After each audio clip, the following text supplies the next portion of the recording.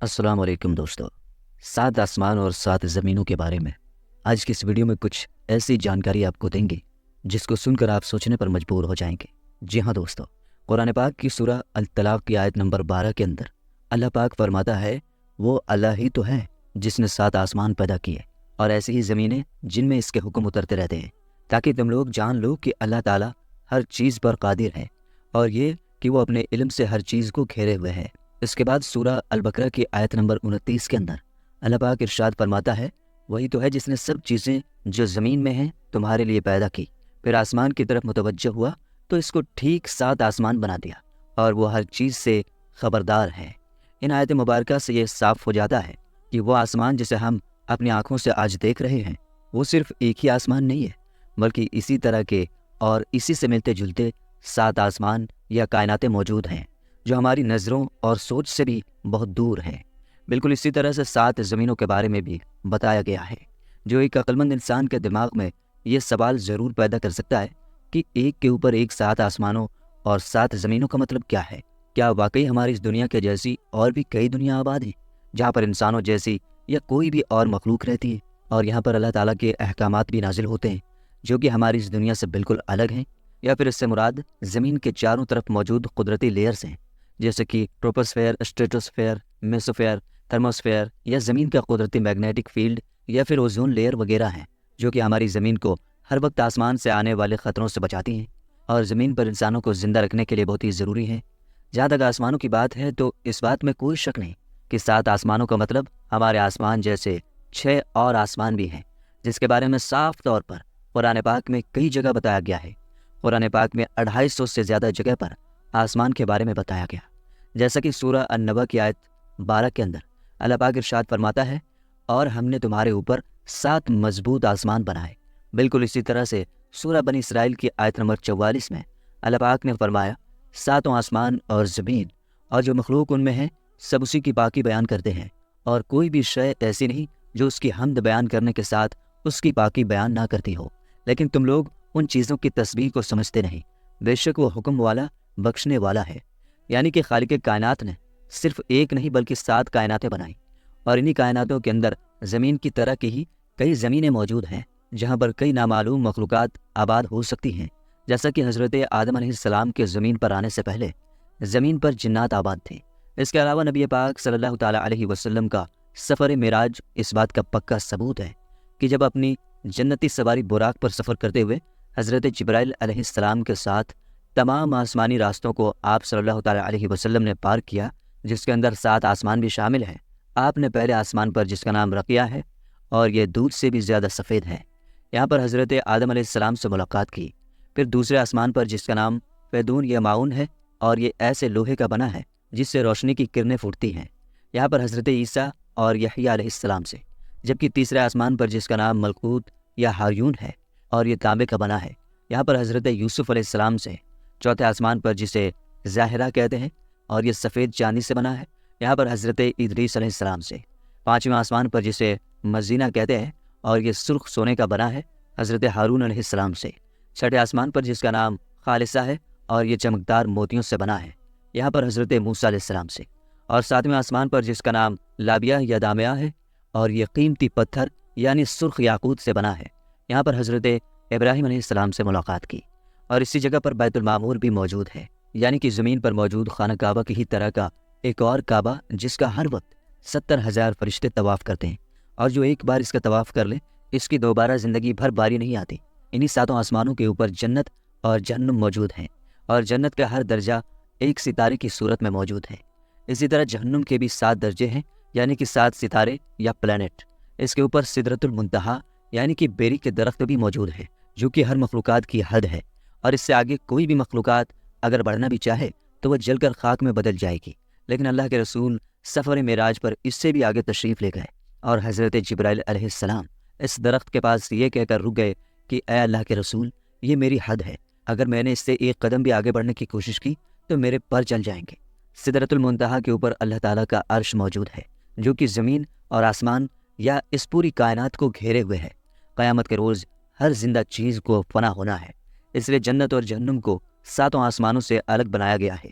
क्योंकि क़यामत के बाद भी वो कायम रहेंगी। दोस्तों, قرآن کریم کی جن آیات کے اندر آسمانوں کے بعد زمین جیسے 7 زمینوں کا ذکر موجود ہے، اس سے مراد زمین کی تہ میں موجود کوئی لیئرز نہیں ہے، مثلاً کرسٹ، میٹل اور کور وغیرہ، بلکہ انہی آسمانوں سے زمین جیسی کئی اور زمینیں بھی موجود ہیں۔ اور ان آیات کے اندر زمین کا حوالہ دینے کا مطلب یہ ہے کہ وہاں پر بھی ہماری ارتھ کی ہی طرح کوئی زندگی موجود ہو سکتی ہے، اور یہ زندگی کس طرح موجود ہے ہم کچھ نہیں جانتے۔ اور اس کا ایگزامپل دینے کی وجہ یہ ہے کہ زمین انسانوں کے زندہ رہنے کی جگہ ہے، اور انسان بھی صرف اسی کے بارے میں جانتے ہیں۔ جب انسان کی موت کا وقت قریب آتا ہے تو اس کی روح کو ہر ایک آسمانی دروازے سے گزار کر عالم ارواح کے اندر لے جایا جاتا ہے، جہاں پر قیامت تک آنے والی روحیں انتظار کرتی ہیں۔ ہر ایک آسمانی دروازے پر ڈیوٹی کرنے والے فرشتے اس روح کے ماں باپ یعنی اس کے خاندان کے بارے میں پوچھتے ہیں، اور پھر اسے اس دروازے سے گزرنے دیتے ہیں، جیسا کہ سفر معراج پر حضرت جبرائیل علیہ السلام نے نبی پاک صلی اللہ تعالیٰ علیہ وسلم کا ہر ایک آسمان پر تعارف کروایا، یعنی پہچان کروایا، اور ان ڈیوٹی کرنے والے فرشتوں نے خوش آمدید کہہ کر دروازے کھول دیے۔ حدیث مبارکہ کے الفاظ ہیں کہ پہلے آسمان کے مقابلے میں دوسرا آسمان اتنا بڑا ہے جیسے کسی جنگل کے اندر ایک انگوٹھی موجود ہو۔ ایک بڑے جنگل کے اندر موجود ایک انگوٹھی کی حیثیت کیا ہو سکتی ہے؟ یقیناً آپ اس کا اندازہ لگا سکتے ہیں، یعنی کہ نہ ہونے کے برابر۔ اسی طرح اور فرمایا کہ دوسرا آسمان پہلے آسمان کے مقابلے میں اتنا بڑا ہے کہ دوسرے آسمان کو جنگل سمجھ لو اور پہلے آسمان کو ایک انگوٹھی جو اس جنگل کے اندر موجود ہے۔ اور اسی طرح سے 7 آسمانوں کے بارے میں آپ نے یہی بتایا کہ ان 7 آسمانوں کے اندر ہر ایک آسمان دوسرے آسمان سے سائز میں اتنا بڑا ہے کہ ہم سوچ بھی نہیں سکتے، جس کے اوپر اللہ کا عرش موجود ہے، اور اللہ کا عرش اتنا بڑا ہے کہ 7 آسمان اس کے سامنے جنگل میں پڑی ہوئی ایک انگوٹھی کے سائز کے برابر ہیں۔ اسی بات کو آج سائنس ملٹی ورس تھیوری کہہ کر کچھ اس طرح سے اس کی وضاحت کرتی ہے کہ ہماری اس دنیا جیسی کئی اور دنیا بھی موجود ہیں جو ایک دوسرے سے الگ الگ ہیں۔ اس پر دنیا کے سبھی سائنٹسٹ یقین رکھتے ہیں، جیسے مشہور کوسمولوجسٹ ڈاکٹر ایلن گوتھ نے نومیریکل کیلکولیشن سے ثابت کیا اور بتایا کہ جس کائنات کو ہم اب تک سب کچھ سمجھ رہے تھے وہ دراصل ہماری اس پوری کائنات کا ایک چھوٹا سا ٹکڑا بھی نہیں ہے، جسے ہم آبزرویبل یونیورس کہتے ہیں، بلکہ اصل کائنات یعنی کہ نان آبزرویبل یونیورس اس کے مقابلے میں 3 × 10⁻23 ٹائم گنا بڑی ہے، یعنی کہ ایسی کائنات جسے ہم نہ تو دیکھ سکتے ہیں اور نہ ہی کبھی اسے دیکھ پائیں گے۔ آبزرویبل یونیورس جس کو ہم اب تک دیکھ پائے ہیں اس کا سائز ہے 46.5 بلین لائٹ ایئر، جسے اگر ڈاکٹر ایلن کے مطابق ایکچوئل یونیورس کے سائز یعنی کہ 3 × 10⁻23 سے ملٹیپلائی کریں تو پہلے آسمان کا اصل سائز سامنے آتا ہے، جو کہ 4.28 × 10⁻23 بنتی ہے، یعنی کہ ایک آسمان سے دوسرے آسمان تک کی دوری، جہاں تک پہنچنے کا وقت ناپنے کے اندر شاید وقت کا پیمانہ ہی کم پڑ جائے، جہاں تک انسان پہنچنے کا سوچ بھی نہیں سکتا، بلکہ حقیقت تو یہ ہے کہ وہ اپنے قریب ترین چاند پر بھی جانے کے قابل نہیں ہو سکا۔ 7 آسمانوں پر پہنچنے کے بارے میں سوچنا تو کسی بیوقوفی سے کم نہیں۔ کائنات کی لمبائی چوڑائی اللہ تعالیٰ کی بے پناہ قدرت کی نشانی ہے کہ اس طرح پاور اور ٹیکنالوجی حاصل کرنے کے باوجود انسان پہلے آسمان کا سرا تک نہیں ڈھونڈ پائے۔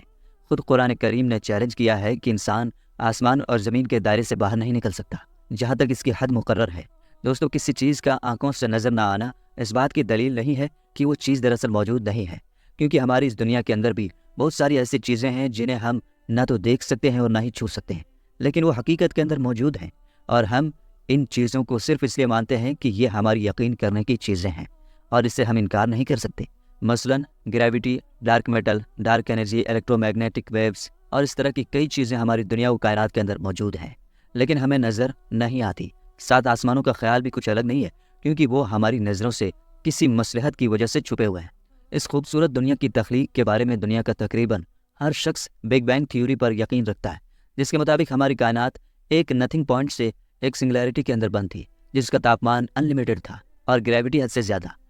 یہ ایک بڑے دھماکے سے پھٹ کر بکھر گئی، جس سے موجودہ کائنات، اسٹارز، گیلیکسی اور نیبولا وغیرہ سب کچھ بنا، اور یہ بھی کہ یہ ہر وقت لائٹس کی سپیڈ سے لگاتار اب تک پھیل رہی ہے۔ جیسا کہ دھماکے کے بعد ہوتا ہے کہ چیزیں دور دور تک بکھر جاتی ہیں، اور جب اس دھماکے کی شدت ختم ہوگی تو یہ پھر سے وہیں پر واپس لپٹنا شروع کر دے گی جہاں سے اس کی شروعات ہوئی۔ اسی بگ بینگ کے بارے میں قرآن پاک آج سے 1400 سال پہلے بیان کرتا ہے کہ کیا کافروں نے نہیں دیکھا کہ آسمان اور زمین دونوں ملے ہوئے تھے، تو ہم نے ان کو جدا جدا کر دیا اور تمام جاندار چیزیں ہم نے پانی سے بنائی، پھر یہ لوگ ایمان کیوں نہیں لاتے؟ جبکہ اس کائنات کے ختم ہونے کے بارے میں اللہ پاک فرماتا ہے کہ کیا تم نہیں دیکھتے کہ جتنی چیزیں زمین میں ہیں سب کچھ خدا نے تمہارے اختیار میں دے رکھا ہے، اور کشتیاں بھی جو اس کے حکم سے دریا کے اندر چلتی ہیں۔ اور وہ آسمان کو تھامے رکھتا ہے کہ زمین پر وہ گر نہ پڑے، مگر اس کے حکم سے بے شک خدا لوگوں پر نہایت محبت کرنے والا اور مہربان ہے۔ دوستو، یہاں پر آسمان کو تھامنے کی بات کرنا کہ وہ گر نہ پڑے، اس سے مراد آج کی زبان کے اندر سائنس کی زبان میں بگ کرش تھیوری ہے، جس کا مطلب یہ ہے کہ جس اسپیڈ سے ہمارا یہ یونیورس پھیل رہا ہے، اسی اسپیڈ سے ایک دن سکڑ کر پھر سے ایک سنگولیرٹی کے اندر بدل کر بالکل ختم ہو جائے گا، یعنی کہ ریورس ہو کر بالکل ایک غبارے کی طرح جس کے اندر ہوا بھر کر اسے کھول دیا جائے اور اس کے بعد وہ اپنی اصلی حالت کے اندر واپس آنا شروع کر دے۔ بالکل یہی حال گریوٹی بھی پورے کائنات کا کرے گی۔ اور ذرا سوچ کر دیکھیں کہ یہ گریوٹی جیسی فورس دراصل ہے کیا، جو ہمیں نظر نہیں آتی لیکن وجود رکھتی ہے، ایک ایسی طاقت جو نظام کائنات سنبھالے ہوئے ہے لیکن انسانوں کے کنٹرول میں نہیں۔ یقیناً یہ اللہ کا حکم ہے، ورنہ پورا آسمان اور اس میں موجود ہر ایک چیز آج ہی انسان پر گر پڑے۔ آج سے 1400 سال پہلے اس کائنات کے بننے، اس کے ختم ہونے اور اس کی لمبائی چوڑائی کے بارے میں عرب کی سرزمین پر جب کسی بھی قسم کا کوئی آسمانی یا سائنس کا کوئی علم موجود نہیں تھا، تو پھر کس نے اپنے پیارے پیغمبر کو یہ سب باتیں بتائی، اتنی ڈیٹیل میں بتائی، جسے آج 21ویں صدی کی سائنس آج کے زمانے کی سب سے بڑی اپلبدھی کے طور پر پیش کر کے فخر محسوس کرتی ہیں۔ یقیناً اس خالق نے جو اس پوری کائنات کو پیدا کرنے والا ہے اور اس کے رازوں کو جاننے والا ہے، وہ اس پوری کائنات کا اکیلا بادشاہ ہے، جس کے دست قدرت کے اندر اس پوری کائنات کا ہر ایک ذرہ ہے اور وہ اس ذرے سے بھی بے خبر نہیں ہے۔ مجھے امید ہے کہ آج کی اس ویڈیو سے آپ کو بہت کچھ نیا جاننے کو ملا ہوگا اور یہ ویڈیو آپ کو پسند آئی ہوگی۔ اگر ویڈیو اچھی لگی ہو تو لائک کر دیجیے گا اور کچھ قریبی دوستوں میں ضرور شیئر کیجیے گا۔